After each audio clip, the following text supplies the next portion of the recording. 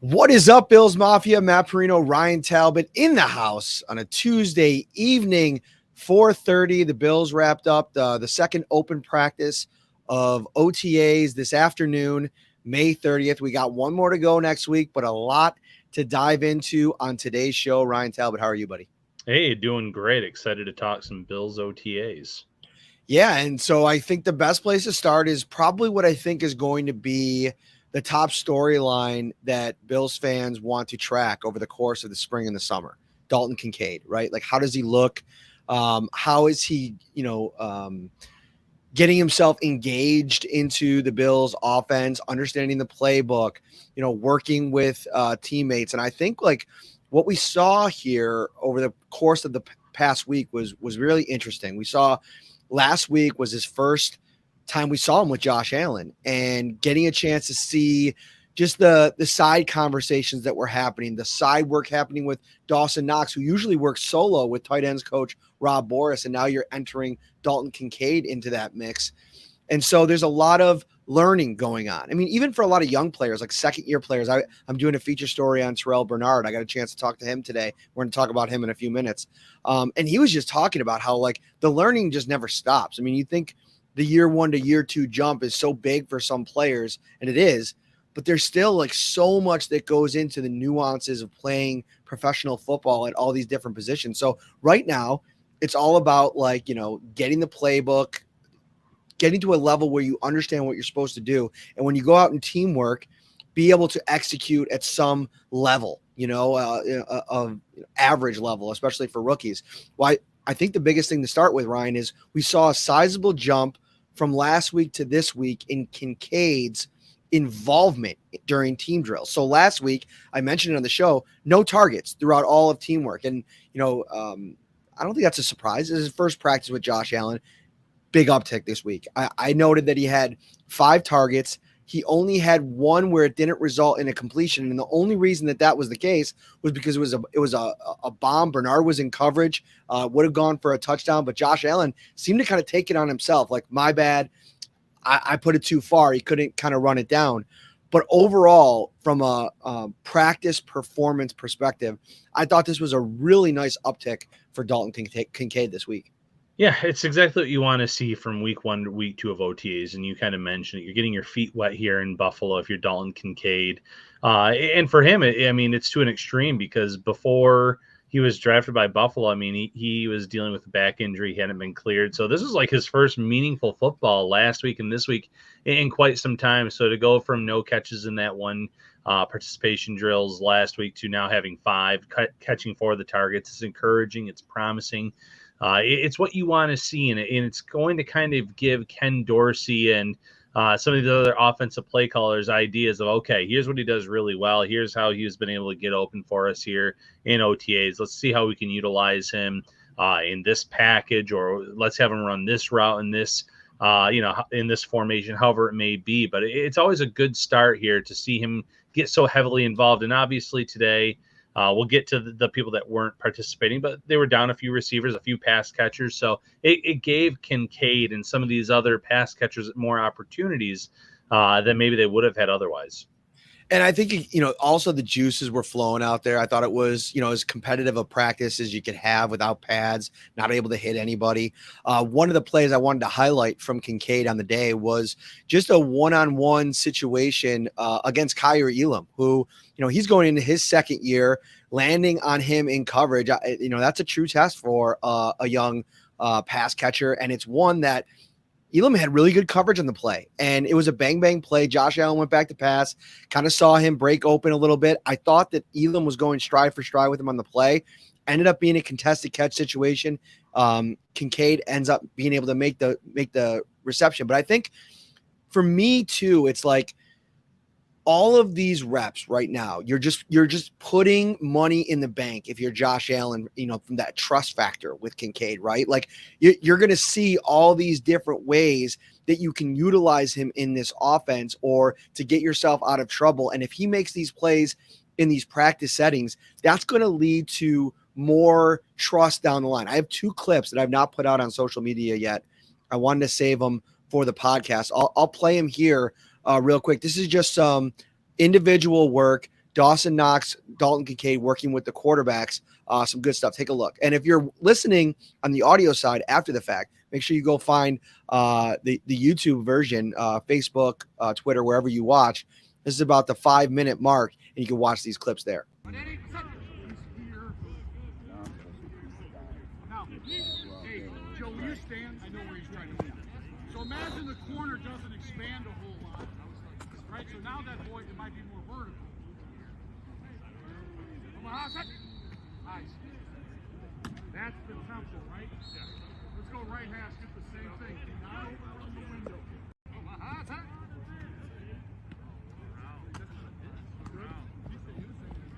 Let the ball pull you downfield, right? Number one thing you're trying to do is out-leverage the line. Right? We get man coverage, right? Or the corner squeeze that thing, we're out-leveraging. Hey, you're the trail guy and you're getting So as you saw in those clips, Ryan, and this happened for the majority of this session of the practice, Josh Allen just talking through some things, not only with Dalton Kincaid, but Dawson Knox too. This goes back to, Knox's rookie year with getting a chance to work in different portions of practice, and they'll take this back, the lessons learned, they'll take it back to the meeting rooms. And this is a really important time, not only in developing chemistry and rapport, but understanding for, okay, what am I going to want on a certain route if I'm Josh Allen? What am I going to want on it? And playing with him, as we know, you got to be able to improvise at times. And I think a lot of this just time on task on the field, huge for a rookie like Dalton Kincaid, who's going to have large expectations. Yeah, and it's great to even see Rob Boris with the teaching there, talking about different scenarios and what to do in those scenarios. And because that's going to happen in an actual game. The way someone's playing you and covering you, you might have to break off your route and do something a little bit different. Those swing passes, we haven't really seen the Bills utilize a lot of those in the regular season. So it'd be nice if that could be something that could be added to the offensive arsenal between swing passes, the lack of the short passing game in terms of screens or successful screens. There's going to be a lot of ways that they can get the ball in the hands of Kincaid. And it's exciting to see them kind of walking through it and talking through it right now. It's a good comment on the screen here, and I want to talk about it a little bit from PJ. Got to talk about Dorsey. This is low-key a huge year for him. Hope he is creative with the offense this year, opening up the middle, not just taking deep shots. We've obviously covered Isaiah McKenzie's recent comments on the Ty Dunn podcast.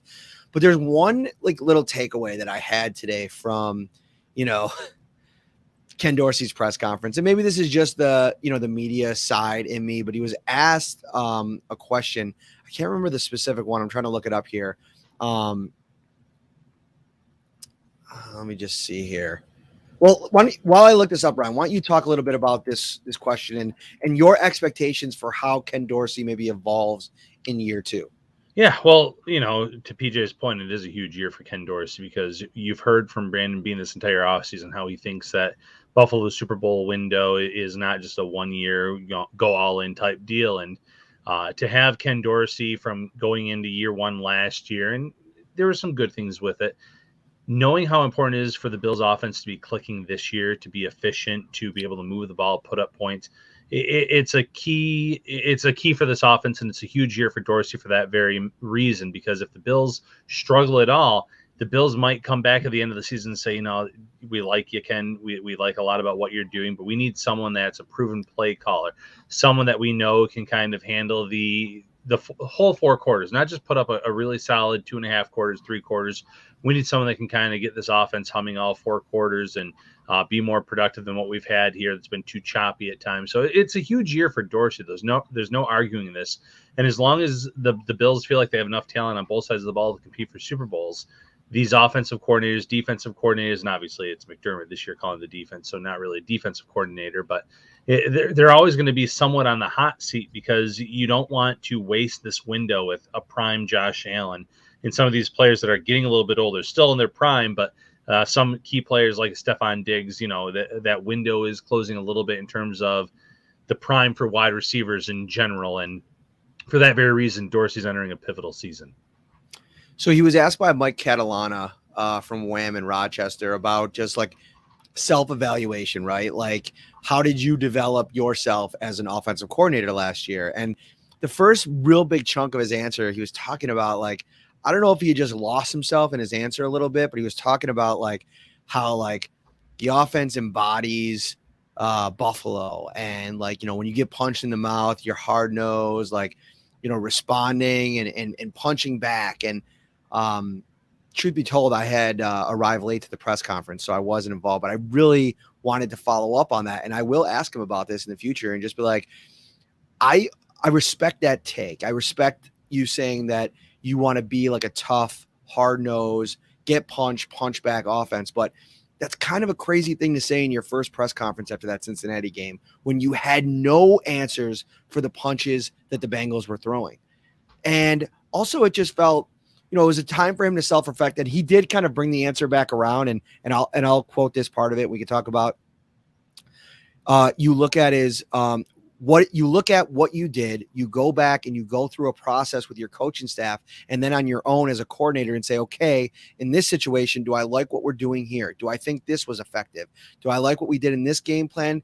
Do I think that we were too aggressive in this situation, or were we not aggressive enough? All those different scenarios you want to go back and evaluate and learn from. So I took away from that, after like not loving the first part of that answer, because I felt like it was kind of a little bit of a, I don't want to say a cop out, but it feels like, a little bit coach speak. Like, of course, like you want to embody the city that you live in. We've heard that kind of song and dance before.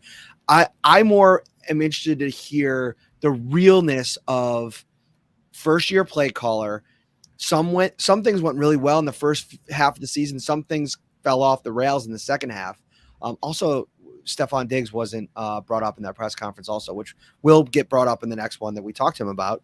And who knows, obviously we're tracking the DeAndre Hopkins situation. You put out a tweet right before we went, a clip from the Adam Schefter podcast. I'll read it off because I just have it up in front of me. As for the Buffalo Bills and Hopkins, the way it was explained to me is people doubt he will wind up in Buffalo. They never say never, but if he wants his money, I don't think he'll get it in Buffalo, which I think is about as fair of a way to say it as you can. We can get into more of that. We talked about it in the emergency podcast earlier. But if we're going into this season with Kincaid as the new piece, McKenzie out and Hardy in, Sherfield in, Kumaro out, maybe, like if we just want to use those rough estimates, I think that there's potential upgrades there. I think there's different flavors. And I think if you're Ken Dorsey, you have to make sure you got the evaluation right and you know how to utilize the pieces that you now have. Yeah, I like the second part of the Dorsey quote that you put out there, because there's a lot of self-reflection there. And it's like anything else. It's not just being an offensive coordinator. From year one of your occupation to year 2, year 5, year 10, you would want to be able to say that you look back and you got better at things from when you first started, no matter what that career is. And if you're Ken Dorsey, you want to say, okay, we did some really good things last year. There were some games we put up a lot of points, put up a ton of yards. There were some statistical categories where we were better in 2022 than we were in 2021. But there was also a lot of ineffective play calling. There were games where we let opponents get back in because the offense was too choppy at times. So I do respect the fact that he kind of showed that self-reflection of, okay, were we too aggressive here, not aggressive enough? What can I learn from this? And, the proof is in the pudding, so to speak, but time will tell. But I do like some of the personnel changes this team made in terms of the short yardage backs that they added in here. Those guys that can get those tough yards. It's not going to be all Josh Allen.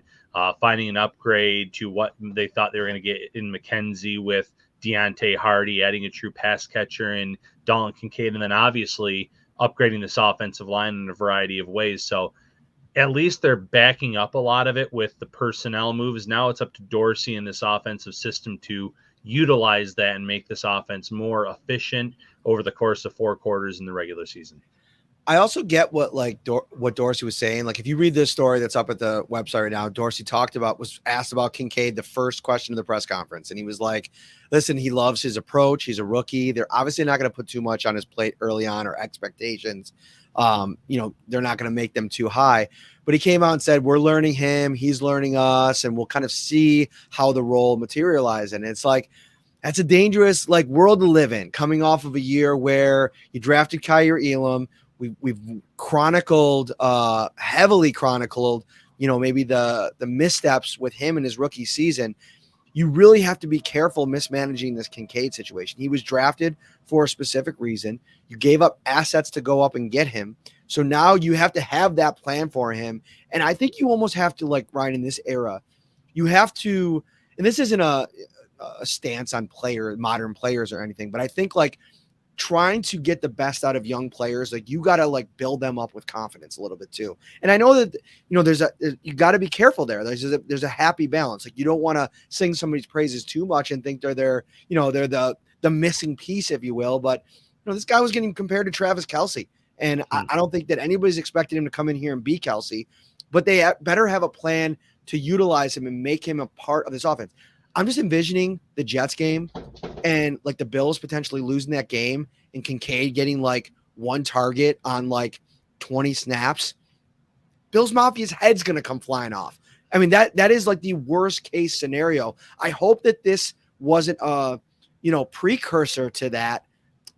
I do think him having a good day here and seeming like he's getting comfortable early is a great sign. But I think if you're Dorsey and if you're Brandon Beane, you're probably pulling Dorsey aside and saying, listen, you could say all that stuff, in the media, in publicly, but this is what we're doing with this kid in year one. Yeah. And you're right, because if you hype a guy up too much and then the scenario happens as you laid out in week one, it's all doom and gloom. And the one thing I will say for Bills fans and just in general, tight end is usually a very slow developing position in the NFL. It usually takes some time. That's not to say Kincaid can't come in and make an impact as a rookie and have some really nice games, but you also have to temper your expectations on a week-to-week basis. I like the player. I like what he can do as just a pure tight end, as a quasi slot receiver. There's a lot of ways the Bills can utilize him, but there's going to be those ebbs and flows in the rookie year. It's just about that consistency and getting him that same amount of reps or more over the course of the season, getting him more targets, getting him more involved and comfortable in this offense as the year goes on. But you're right. You don't want to set up a player with all this hype and then, have them play like a rookie and not get those looks and targets. It can really backfire for your offensive coaches, such as Ken Dorsey. It can hurt the player in terms of expectation. So it's a fine line to walk. And, Bills fans know from last year with the way they kind of slow played that rookie class. They don't want to see that again. They want to see an uptick in the production from these players. But until we actually see it, it's going to be kind of hard to believe. So once again, it's up to the Bills coaches to put these players, not just Kincaid, but a lot of these rookies in spots where they can win early on and make plays and help this team win. Yeah. And listen, I get the tight end stuff. There's a lot of data out there that suggests that, it takes some time to develop and all that. But like, I also think you have to look at a couple of the situations. Like the two examples that a lot of people like to use for tempering expectations for Kincaid is Hawkinson and Fant, right? Look at the offenses that they were drafted into. Those were bottom third offenses. Detroit in 2018, Denver in 2018, they were bottom third of the NFL in passing offense. They didn't have quarterbacks. They didn't have good quarterbacks.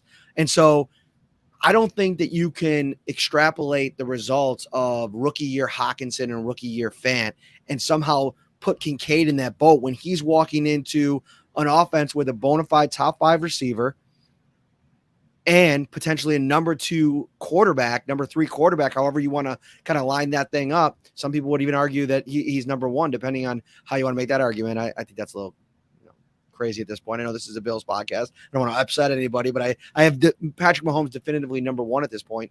But yeah, I think this is a situation. You have to take it situation by situation. And we're spending a lot of time here. Like this is an observation show. We're going to get to everything else that I saw at practice, but it's important. And this was the first time we heard from Ken talk about Kincaid. And I'm looking down the road a little bit, and like this could be something that pops up that we're like, ooh, what's going on here? Yeah, it's something that could come back and backfire, something that a quote that could be used against him later this year. There's a lot of ways to look at it. Or it could be something where, man, he kind of called it in terms of talking about what he wants in this offense and actually being able to do that and bring it together. So there's a lot of ways that this can go. And you're right, this is an observation show. We've talked about rookie year, Dalton Kincaid. Let's talk about some second-year players that you mentioned in your observations. Which second-year player would you like to start with? I was determined to come in here with some real Dorian Williams takeaways today. And every time I was out there looking for Dorian Williams, guess who I found? 43, Terrell Bernard. Had himself a really, really nice practice today. And I think, And I mentioned that I talked to him after practice, so I got a chance to kind of take a download with him. I'll save some of that for the story. You can read that later this week. But he just seems to me like a player that has gotten a chance to take a deep breath after his rookie season, right? And like recalibrate, come back. He talked a lot about how much navigating the mic spot is this huge thing, like as a rookie when you're learning all three spots. And he said that he wasn't only learning the mic and the outside, the will spot, he was learning the Sam too. There was a lot of different things that they were asking him to do playbook wise. And so now he gets a chance to really study the playbook. He spent his summer or his off season at Exos in Texas training. So he feels like he added some size. He's coming back a little bit, and he looked super comfortable out there today. So the two plays in particular I want to talk about: the interception, splash play, splash city for Baylon Spector. I know it's something that, Bills fans have been waiting for from the linebackers. Matt Milano, not so much, but Edmonds, the last couple of years, really harping on those plays. It was a great play. He kind of hovered around the defensive line. It was Matt Barkley who didn't see him kind of like, drop into the second level. And then all of a sudden he tries to rip one to I think it was Zach Davidson, the backup tight end. And boom, man, like Bernard goes, he snatches it, he gets the interception. The defense goes absolutely wild. It was a huge splash play, like big time play from a player that's trying to kind of stack days here. Yeah. And we'll talk about Baylon Spector in a moment here. Yeah. With Terrell Bernard, any rookie, especially, your head's got to be spinning a little bit to go from the college game and some of these defenses to what the NFL is looking for you on a week-to-week basis and what the Bills are looking for. And obviously when he ended up getting that opportunity last year, he looked out of place on the field. But from year one to year two, those players can go back to the drawing board. They can work on elements of their game that the coaches tell them to kind of work on. But you also get more and more comfortable with the playbook, with your responsibilities, where you're supposed to be. And now in year two, you're right. This is the opportunity for Bernard to stack some wins, stack some solid plays together. And you mentioned the interception already. You said he had a what really should have counted as a would-be sack as well in this practice. So those are the type of plays you want to see from your former third-round pick last year after drafting another third-round linebacker this year in Dorian Williams. So definitely encouraging, something you want to see. And in your opinion, Matt, would you say that Bernard's bulked up a little bit from year one to year two? Yeah, I definitely think he's put on some size. I wouldn't sit here and say, wow, he looks, considerably bigger, but he definitely looks like, just a little bit bigger. I mean, watching him go through drills, it doesn't necessarily stand out when the helmet's on and the jersey's on. And that's just never going to be, I don't think, his key to being successful in this league is being like a big, like just yoked out like linebacker. But definitely, like he said, he put an emphasis on adding size. He thinks he's done it. He looked considerably bigger. And that's coming from a spot where, we were talking a lot about last year, like maybe his future might be even at safety. And so I think that, they like him in that spot. And, I thought Bobby Babbage, the linebackers coach, kind of gave a vote of confidence to him in his own way. He was asked about him and, Bernard being this kind of like completely different size profile than Edmonds. And he said when he's watching tape, he doesn't even look at players. He thinks of those guys as like shadows, and he's not even looking at traits. He's just looking at how do they react? How do they make plays? I'm sure that you notice it a little bit, but Bobby was doing his thing. I respect it. But a big practice, and you mentioned the sack, I thought really good explosion. And I thought like the quarterback, I can't remember if it was Allen or Kyle Allen or Barkley, but whoever it was, by the time he got down on him, but bear down on him, and you can't touch anybody, so they can blow the whistle or not. It's kind of like that weird in between. It was a great rep. The interior of the offensive line had no answer for him on that play, and just a really good play from Bernard. Great practice all along. I thought he had really good coverage on the Kincaid incompletion, where Kincaid had, I don't want to say had beaten him. He was in a position to make the play, had the throw been a little bit better, but I thought Bernard did well for himself, and that's interesting. Also, side note, and I want you to comment on this as well. I asked Bobby Babbage specifically about Dorian Williams, and he called him a matchup linebacker. He did a lot of work on him before the draft, study him along with some other linebackers, and he noted his ability to cover, match against running backs, tight ends, which Brandon Beane has mentioned as well, and the physicality piece. It's just going to be about patience with Dorian Williams as they try to give him that matrix style download of this defense, which is going to be a huge ask in a short period of time here in the next couple months. Yeah, and that's a great way of putting it with Dorian Williams, and in terms of what Babich is saying about him. It's such a tough spot for him. I think he has the ability to be that matchup type of linebacker that the Bills want, and I believe Babich is the one that said if you can have two matchup linebackers on the field, you're going to be in really good shape as a defense. And he has all of the intangibles that you're looking for. He's talented enough to do that. It's going to come down to his comfort level in this defensive scheme in terms of knowing his responsibilities, but also being able to be that signal caller for the defense, be the quarterback of the defense, so to speak, where you're making sure that you're relaying the play into everyone, getting everyone where they need to be. That's a lot of a responsibility for a rookie linebacker in that scenario. And someone in the comments said, kind of compared the Bills having Christian Benford out there last season early on as a rookie late round pick. Completely different position, completely different responsibilities. And Benford, to his credit, had a great summer, but he also had a lot of experience in a zone-heavy scheme in college, so that worked to his advantage. With a guy like Dorian Williams, yes, he played in a defense where he can come in and pick up a lot of what the Bills want him to do. But again, it's not just the playing perspective for him, because at his position, he's also going to be relaying plays to his teammates. And there's a lot more to it than just being out there and being able to read and react to the plays that are called. Let's break in here with a little, we got some more observations to get into. I'll even bring you a couple of quick notes before we get out of here on stuff that didn't make it into my column for the podcast listeners. I always save a little bit of extra stuff for you guys because I love you. I mean, you spend all your time with us on the live show, listening on all the audio platforms. I definitely want to share some extra stuff with you here. Hit that like button, subscribe as well on YouTube. Be on the lookout for our YouTube shorts. We're going to be putting out these smaller little clips from the show, try to generate a little bit more awareness for the show in that kind of smaller pocket size version. June 23rd, get it on your calendar. We are back at Wingnuts, special time, 8 p.m. I think I said it last week. It was going to be 7 p.m. We're moving it back a little bit. It's a Friday night. Let people get home from work, adjust, get their plans together. Meet us out at 8 p.m. for the start of the live show. We'll probably be live somewhere around 8:15. And it's going to be a great time. Wingnuts, 700 Military Road on June 23rd. Come out, hang with Ryan and I. Brandon Shell, let's talk about that a little bit, Ryan. That's not official yet. The Bills are on the path to signing him to the roster. There's some gymnastics that have to happen. Somebody's going to have to get cut. We'll see. Maybe that kind of transpire later on this week. Let's start with just your thoughts on the signing and what it means for the offensive line. Yeah, it's quality depth at minimum. And I'm not sitting here saying that a 31-year-old Brandon Shell can come in and win the starting job at right tackle over Spencer Brown, but it should give Bills fans a little bit of peace of mind, because this is at least someone that comes in with a ton of experience.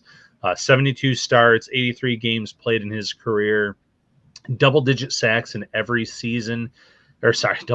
Double-digit starts, in every season since 2017. So that's the stuff that you like to hear, that, the Jets, the Seahawks, the Dolphins all had that faith in him to be out there for double-digit starts and protecting their quarterback. And, he allowed 2 sacks last year, had 4 penalties against him in 11 starts, 13 games played. But he is definitely a quality option, someone that's going to come in close to the vet minimum, if not at the vet minimum, for that 1-year deal.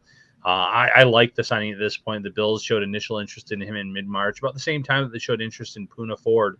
And the Bills continued to do their due diligence up to the draft, after the draft, when they didn't necessarily address those positions as maybe they had hoped to do so in the draft or via undrafted free agency.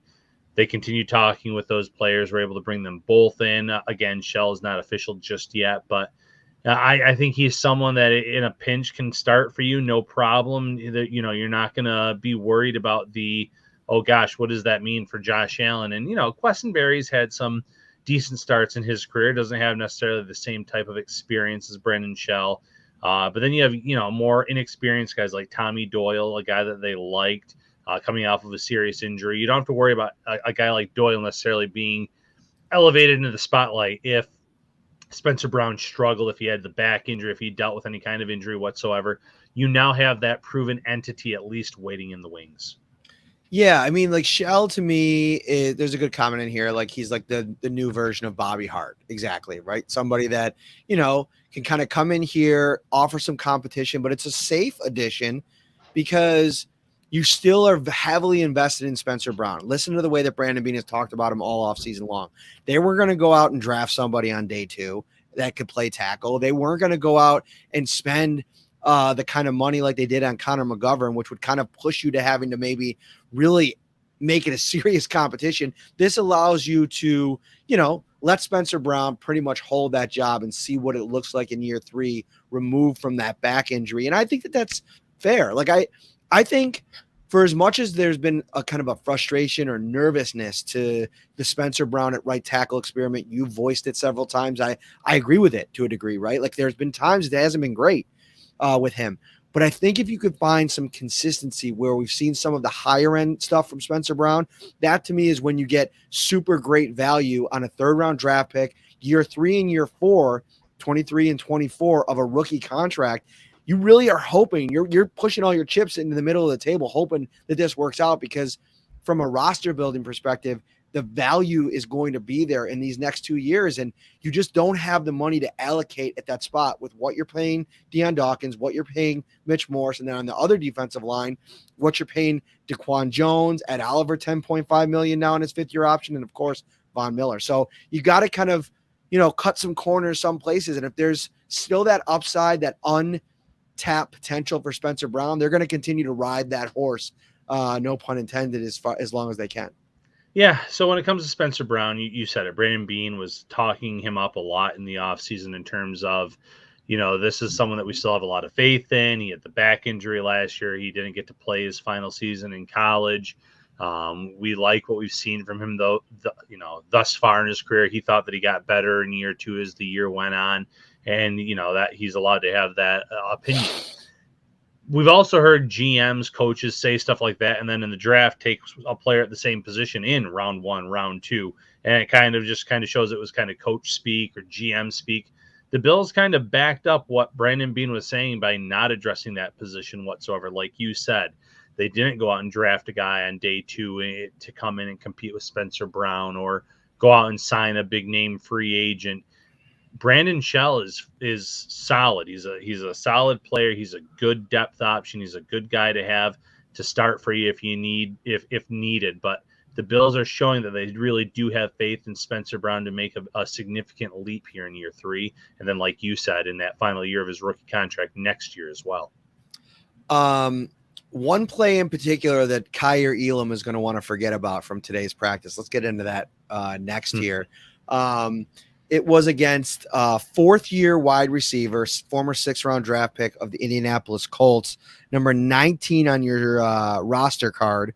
And by your roster card, I mean my roster card they hand out before every practice. Desmond Patman, 6'4", 225, big body, can move around. I'm actually surprised that there wasn't more interest in him. I'm trying to think back. Was he a futures contract after the season? Yes, I believe he was. I believe he was a part of the practice squad late in the year, and then he was the futures contract. Good size. Like you said, former draft pick, obviously day 3 guy, but in terms of the size and in terms of the athleticism, he's worth trying to develop here in Buffalo for sure. Yes, he was. He got a reserve futures contract after last season, and somebody that I think, just keep an eye on, somebody that could be one of those valuable practice squad guys that if you suffer a couple injuries, maybe could get a call up, somebody to kind of track for sure. And this play, Ryan, it was competitive, right? So I think he gets a little separation at the line of scrimmage, makes a really good move, 1v1 versus Kyer Elam. And listen, let's not take too much from this and Kyer Elam is looking like trash at practice. It's nothing like that. It was one rep where a young, tall, fast, big wide receiver made a good move. Elam actually recovered on the route. He made some ground back up. It was just a perfectly placed ball from, I believe it was Kyle Allen, back of the end zone. Patman makes the catch. It is like just picture perfect in every way. And Elam's on the losing end of it. A rep he's definitely going to want to forget and want to erase moving forward. You don't want too many of those piling up, even though it's that non-contact contact part of practices. But a nice play for a young wide receiver that's trying to make some noise. Yeah, and this isn't to say that Kyrie Elam wasn't out there giving it his all, but for a guy like Patman, you're playing for your NFL life. You're trying to make an impression here early.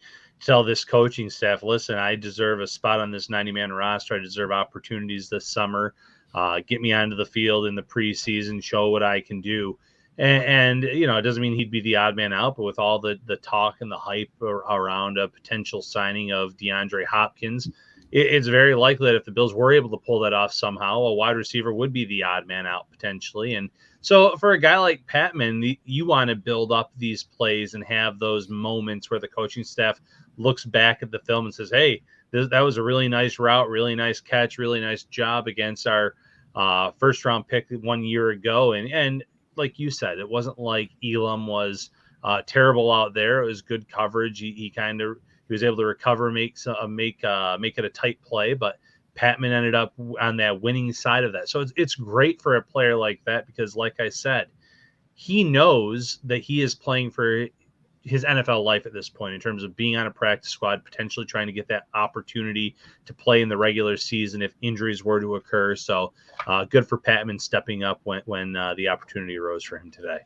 These are very important practices for guys like Patman, because if you think about the NFL life cycle, right? Like the coaching carousel, the front office carousel, all the people that are watching Patman and a lot of these younger, like unheralded guys on a day like today, those little plays like stick in their mind. Like, you know, how many guys have gotten plucked and women have gotten plucked from this organization and are now in other roles on other teams. And when, you know, roster spots open up, those kinds of things like stick out to people. And I thought it was really interesting the way he made a play on a day where Stephon Diggs isn't there, Gabe Davis wasn't there. And so that all of a sudden elevates so many people to opportunities that they probably wouldn't have had in that same situation. There's not many reps where Patman is going 1-versus-1 against Elam where he's able to make that kind of impression. Yeah, that's a great way of putting it, because if Diggs and Davis were out there, you know, those upper echelon receivers are probably getting those routes against Elam. So rose to the opportunity with that being there for him. So kudos to him. All right, let's get to what I thought was the most fun exchange I've seen definitely this spring, but of any spring I can remember. I'd have to go back through all my notes, and who's got time for that? But it was as competitive as it gets without pads on, Ryan. It was Khalil Shakir, again, talking about opportunities with Davis and Diggs not there, versus Christian Benford. And it was a full-blown battle, okay? Stride for stride, sticky coverage from Benford. Allen had to put a ball that was just gorgeous, Josh Allen. And we got to kind of differentiate that now because we have a couple Allens at quarterback. And this ball, Ryan, like probably like 25, 30 yards, had to kind of like put it over Benford. Khalil Shakir was moving right to left towards the kind of back part of the end zone.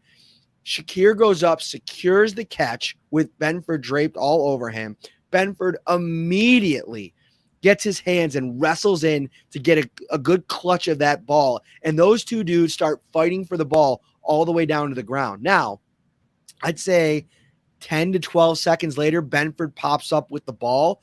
But when you go down and there's a pile there, which there was for a second, a pile meaning, you know, a couple players kind of hovered around, the referee's going to blow the whistle and they're going to pull it up. And if both guys are holding the ball, tie goes to the offense. So I'd give him a touchdown in that situation. But man, if you want to talk about 2 second-year guys just competing their butts off, a 5th-round pick and a 6th-round pick, man, that was a fun exchange to watch.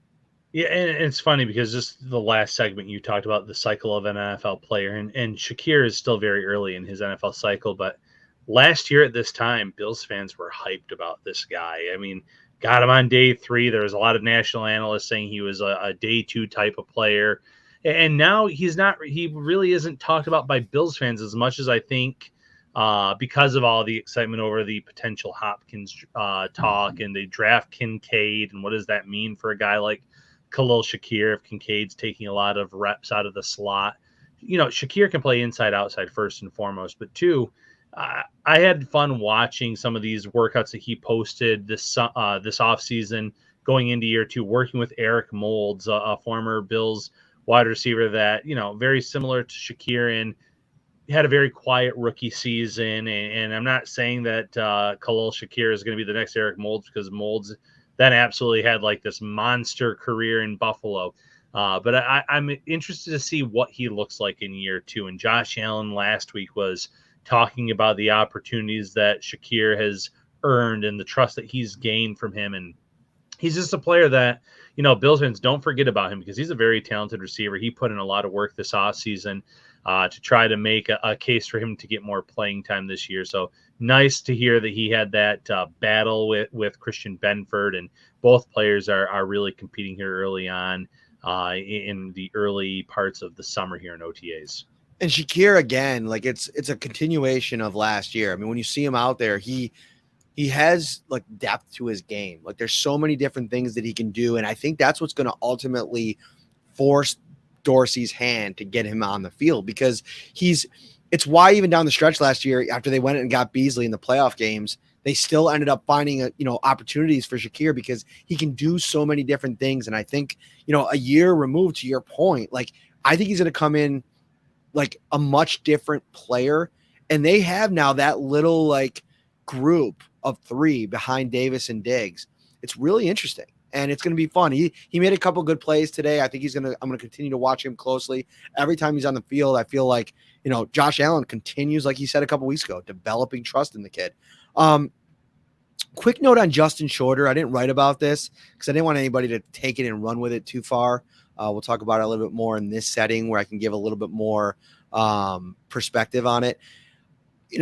I feel like, to me, we're trending towards Shorter being the guy that gets you super high and then maybe sometimes super low, right? Like he'll make a play where you're like, you just saw it all. You saw the athleticism, the physicality, the quickness, the speed, the upside, the potential. And then he'll make a play where it was just like a quick one over the middle. I can't remember who threw it. It wasn't a great play, but only Shorter is there to make the play, make the catch. And he bobbled it and it went to the ground, and he didn't make it. And you're just like, ooh, I hope that doesn't become a thing. And I know that's, appeared in some of his, the write-ups, but the one play that he did make was, a good catch. Got separation, got the ball in space and turned it upfield. And that's the setting that I'm really excited to see what he looks like in a game. Like, to me, Shorter is high on the list of preseason must-watch players, because I think there's going to be potential for some some fun highlights. Yeah, fun highlights, but also, battling out for a final roster spot or two. It's going to be interesting to see how many wide receivers this team carries behind the obvious locks of your Diggs and Davises of the world. You mentioned Shakir kind of in that in the same pot as the Trent Sherfield, as the Deontay Hardy, and then all of a sudden you're already at 5 right there. So Shorter's going to be in the mix. They brought in a lot of undrafted free agents. They have some other talented guys on this roster too. We just mentioned Patman. So, this summer in general, training camp, preseason, there's going to be a lot of wide receivers to watch and some fun battles on the bottom of the roster, because when you have a Super Bowl roster like the Bills do, you know that a lot of these starting jobs are locked up, but there's going to be so many guys fighting for that last 2 or 3 spots on this roster here, all the way to the final part of the summer, because with the final cut downs and the way it's worked out this year, players are going to get more opportunities than they did in years past, where there was the initial cut down and then the second cut down. Thank you for watching. This is an awesome turnout. Almost 400 live across the platforms. And actually, I just realized Facebook isn't working for some reason with StreamYard. So we are live right now only on YouTube and Twitter. So thank you so much for those of you that have been able to tune in. If you do usually watch on Facebook and you're scrambling to try to find us, apologies. We'll get that figured out. If you're watching on YouTube, like the video, subscribe to the channel. We really appreciate it. June 23rd, 8 p.m. at Wingnuts. Shout Live returns. Ryan Talbot will be there. He'll give you his autograph. It is a great time.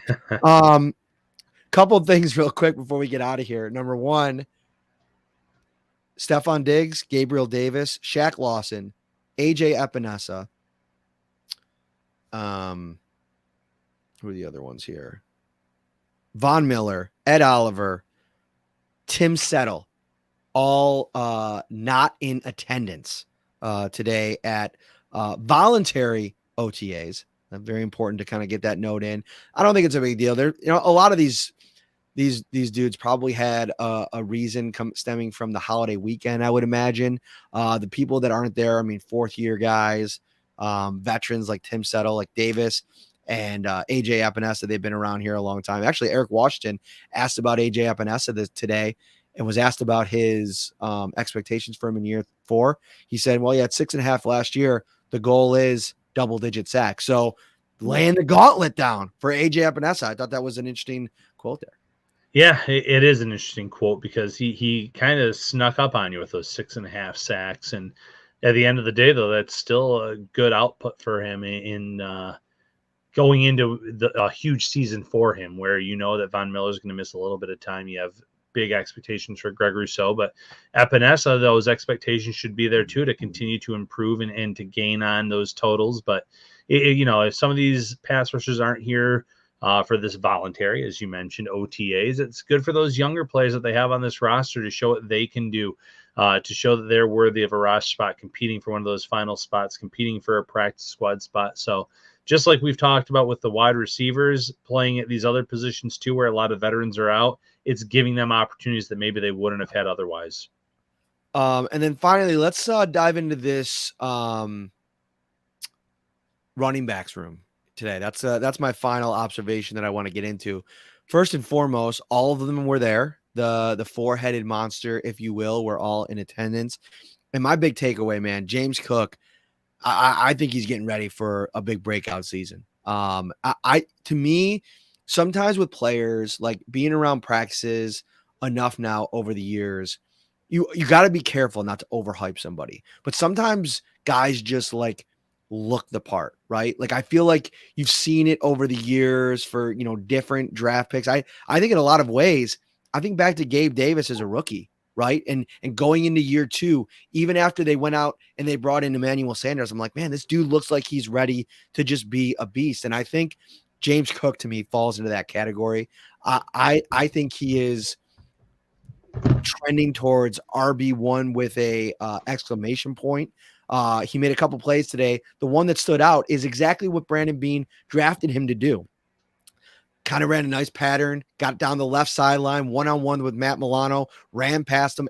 Josh Allen puts in a dime on him. He makes the catch, starts to run downhill, made a couple really nice moves with the ball in his hands. One in particular kind of, decleated Terrell Bernard a little bit, like put him in the blender there. The dude's got moves. He's got great footwork. I think that he's coming in after them being willing to move on from Devin Singletary and bringing in a specific flavor of running back in Damian Harris and Latavius Murray.